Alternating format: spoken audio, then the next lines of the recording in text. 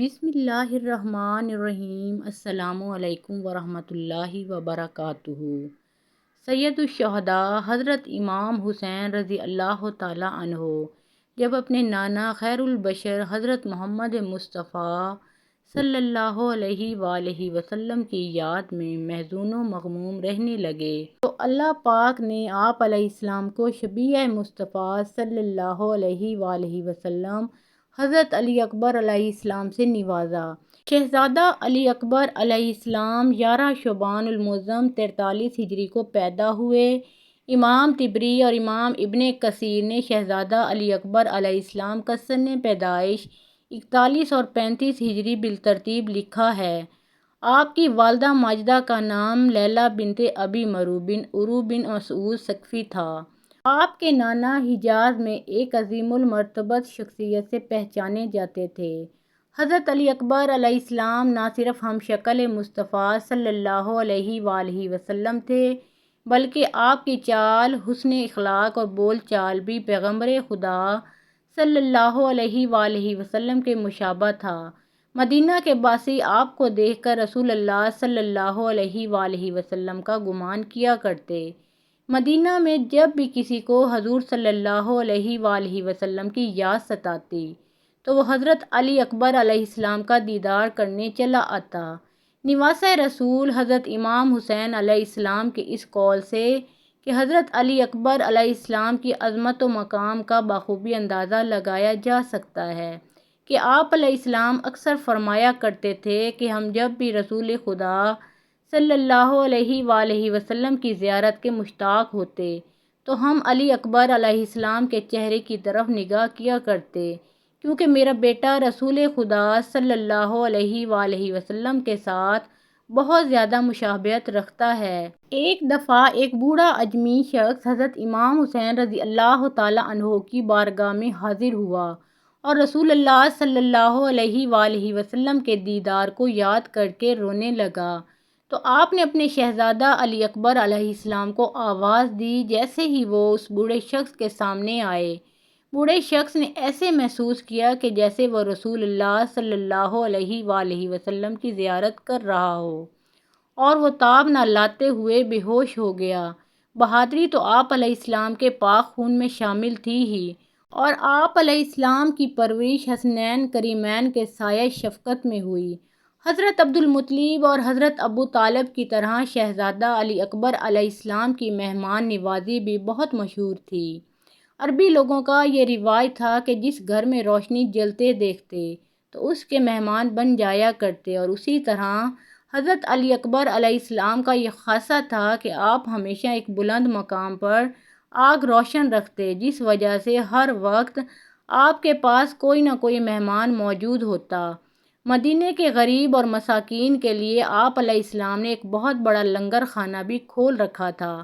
آپ علیہ السلام کو بچپن سے ہی شہادت کا شوق تھا، اور اس بات سے اندازہ لگائیے کہ جب نواسہ رسول صلی اللہ علیہ وآلہ وسلم اپنا مبارک قافلہ لے کر کوفے کی جانب رواں دواں تھے تو راستے میں حضرت امام حسین رضی اللہ تعالیٰ عنہ نے فرمایا، میں نے خواب میں ایک شخص کو دیکھا ہے کہ یہ قافلہ اپنے مقتل گاہ کی طرف بڑھ رہا ہے، قربان جاؤں میں شہزادہ علی اکبر علیہ السلام پر۔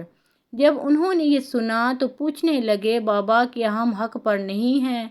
مولا حسین رضی اللہ تعالیٰ عنہ فرمانے لگے، بے شک کیوں نہیں بیٹا۔ شہزادہ علی اکبر علیہ السلام نے پھر جو جواب دیا وہ تاریخ کی کتابوں میں سنہری حروف سے درج ہے۔ آپ علیہ السلام فرمانے لگے، جب ہم حق پر ہیں پھر ہماری شہادت بھی یقینی ہے، مرنے سے کوئی خوف نہیں، کیونکہ حضرت علی اکبر علیہ السلام کی آواز مبارک بھی اپنے جد امجد نبی مکرم صلی اللہ علیہ وآلہ وسلم کے ساتھ ملتی تھی۔ اسی لیے نواسہ رسول صلی اللہ علیہ وآلہ وسلم حضرت امام حسین رضی اللہ تعالیٰ عنہ اکثر اپنے بیٹے علی اکبر علیہ السلام کو ہی اذان دینے کا حکم دیا کرتے۔ اسی طرح کربلا کے وحشت ناک صحرا میں 61 ہجری 10 محرم الحرام کی صبح کو بھی حضرت امام حسین رضی اللہ تعالیٰ عنہ نے اپنے شہزادے علی اکبر کو اذان دینے کا کہا۔ ناظرین گرامی، ایسی اذان جو کہ کبھی پہلے زمین و آسمان کے باسیوں نے نہ سنی ہوگی۔ ہوائیں معطر ہونے لگیں، پہاڑ ہلنے لگے، لیکن پھر بھی شقی القلب لشکر کو ندامت محسوس نہیں ہوئی۔ دنیا کے طالب ان بدبختوں کے دل نہیں لرزے۔ اذان ختم ہوئی، نماز ادا کی جاتی ہے۔ بنی ہاشم کے شیروں میں سے سب سے پہلے حضرت علی اکبر علیہ السلام اجازت مانگتے ہیں کہ بابا مجھے اجازت دیجیے، میں میدان میں سب سے پہلے جاؤں گا۔ جیسے ہی ہم شکل پیغمبر رسول بارگاہ حسینی میں حاضر ہوتے ہیں کہ ابا جان مجھے اجازت دیجیے، مولا حسین رضی اللہ تعالیٰ عنہ نے ان کی پیشانی پر الوداعی بوسہ ثبت کرتے ہوئے جوان سالہ بیٹے کو سینے سے لگایا اور بیٹے کو حسرت بھری نگاہوں سے دیکھا اور دعائیں دے کر مقتل کی طرف روانہ کیا کہ بیٹا جاؤ، اللہ کی راہ میں اپنی جان کا نذرانہ پیش کرو۔ حضرت علی اکبر علیہ السلام شیر کی طرح میدان جنگ میں آئے، سراپا پیکر رعنائی، سراپا پیکر حسن، سراپا پیکر جمال مصطفیٰ و مجتبیٰ صلی اللہ علیہ وآلہ وسلم کی تصویر کامل یزیدی لشکر سے نبرد آزما تھے۔ جب حضرت علی اکبر علیہ السلام میدان جنگ میں جا رہے تھے تو فرما رہے تھے، میں علی حسین ابن علی ہوں، رب کعبہ کی قسم ہم ہی رسول خدا صلی اللہ علیہ وآلہ وسلم کے نزدیکی ہیں۔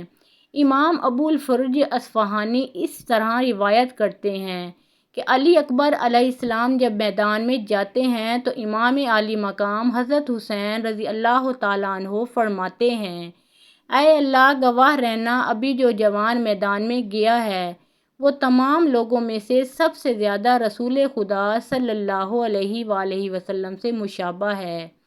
اسے جلد سے جلد اپنے نانا رسول خدا صلی اللہ علیہ وآلہ وسلم کے ہاتھوں جام کوثر سے سیراب کرانا۔ نواس رسول حضرت امام حسین رضی اللہ تعالیٰ عنہ مقتل کی طرف بڑھے کہ اپنے بیٹے کی جنگ کا نظارہ کریں، وہ دشمن پر کس طرح جھپٹتا ہے۔ لیکن لشکر یزیدی میں اتنا گرد و غبار چھایا ہوا تھا کہ امام عالی مقام داد شجاعت دیتے ہوئے علی اکبر علیہ السلام کو نہ دیکھ سکے۔ امام عالی مقام آرزو مند تھے کہ دیکھیں میرا بیٹا کس طرح راہ حق میں استقامت کا کوہ گراں ثابت ہوتا ہے، کس طرح یزیدی لشکر پر وار کرتا ہے۔ شجاعت حیدری کے پیکر علی اکبر علیہ السلام برق رعد بن کر یزیدی عساکر پر حملہ کر رہے تھے، صفیں کی صفیں الٹ رہے تھے۔ لشکر یزید جس طرف دوڑتا ہے تو امام حسین رضی اللہ تعالیٰ عنہ سمجھ جاتے ہیں کہ علی اکبر علیہ السلام اسی طرف داد شجاعت دے رہے ہیں۔ اسی طرح سمتوں کا تعین ہوتا رہا، یزیدی سپاہی واصل جہنم ہوتے رہے۔ علی اکبر علیہ السلام مردانہ وار جنگ کر رہے تھے، 3 دن کے پیاسے تھے۔ گرد و غبار سے فائدہ اٹھا کر گھوڑے کو ایڑی لگا کر واپس آئے اور عرض کی، ابا جان اگر ایک گھونٹ پانی مل جائے تو تازہ دم ہو کر بدبختوں پر حملہ کروں۔ فرمایا، بیٹا میں تمہیں پانی تو نہیں دے سکتا، میری زبان کو چوس لو۔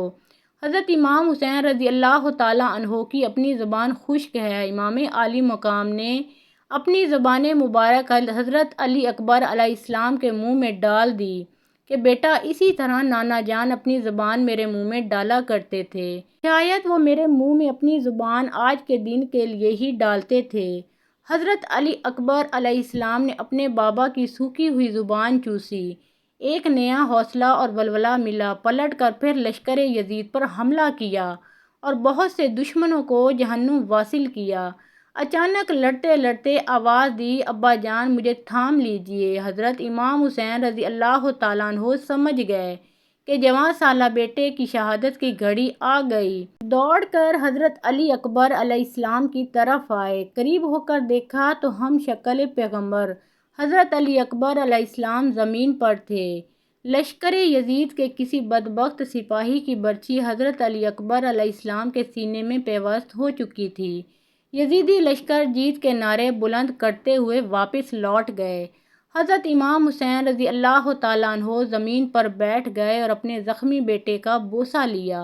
جسم زخموں سے چور ہے، کوئی جگہ نہیں جہاں تلوار کا نشان نہ ہو۔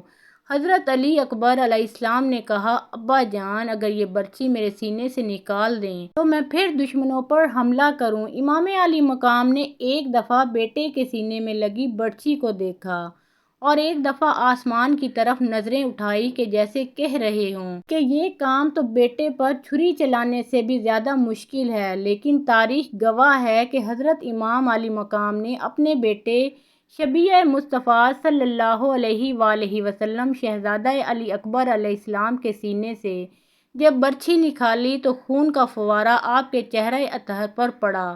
ادھر شہزادے نے آخری آہ بھری اور روح قدس انصری سے پرواز کر گئی۔ راوی لکھتے ہیں کہ 10 محرم کے دن حضرت امام حسین رضی اللہ تعالیٰ عنہ کی عمر مبارک 56 سال 5 ماہ اور 5 دن تھی، تو کوئی بھی بال سر مبارک پر اور داڑھی مبارک کا سفید نہ تھا، لیکن جب جوان بیٹے حضرت علی اکبر علیہ السلام کا جسد مبارک بازوؤں میں سمیٹا تو سر انور اور ریش مبارک کے سارے بال سفید ہو گئے۔ جوان بیٹے کی شہادت نے باپ کو غم سے نڈھال کر دیا تھا۔ امام ابن عساکر نے سیدنا حضرت امام حسین رضی اللہ تعالیٰ عنہ سے روایت کی ہے کہ حضور صلی اللہ علیہ وآلہ وسلم نے ارشاد فرمایا، گویا کہ میں ایک سفید داغوں والے کتے کو دیکھ رہا ہوں جو میرے اہل بیت کے خون سے منہ مار رہا ہے۔ اسی طرح محمد بن عمرو سے روایت ہے کہ ہم سیدنا حسین رضی اللہ تعالیٰ عنہ کے ساتھ کربلا میں موجود تھے کہ جب شمر کا سینہ ننگا ہوا تو نواس رسول صلی اللہ علیہ وآلہ وسلم فرمانے لگے۔ رسول اللہ صلی اللہ علیہ وآلہ وسلم نے فرمایا تھا کہ گویا میں اس سفید داغوں والے کتے کی طرف دیکھ رہا ہوں جو میرے اہل بیت کے خون میں منہ مار رہا ہے، اور شمر برس کے داغوں والا تھا۔ اب ناظرین گرامی، آپ خود فیصلہ کریں کہ کیا لشکر یزیدی میں شامل کسی بھی شخص کو انسان کہا جا سکتا ہے؟ اللہ اکبر! کیسے کیسے ظلم ہوئے ہیں کربلا میں۔ لاکھوں سلام ہو جناب حضرت علی اکبر علیہ السلام پر، کروڑوں درود و سلام حضور صلی اللہ علیہ وآلہ وسلم اور ان کی پاک آل پر۔ اللہ پاک مجھے اور آپ کو رسول پاک صلی اللہ علیہ وآلہ وسلم اور ان کی آل پاک سے بے شمار محبت عطا فرمائے۔ کمنٹ سیکشن میں آمین ضرور لکھیے گا۔ اللہ آپ سب کا حامی و ناصر ہو۔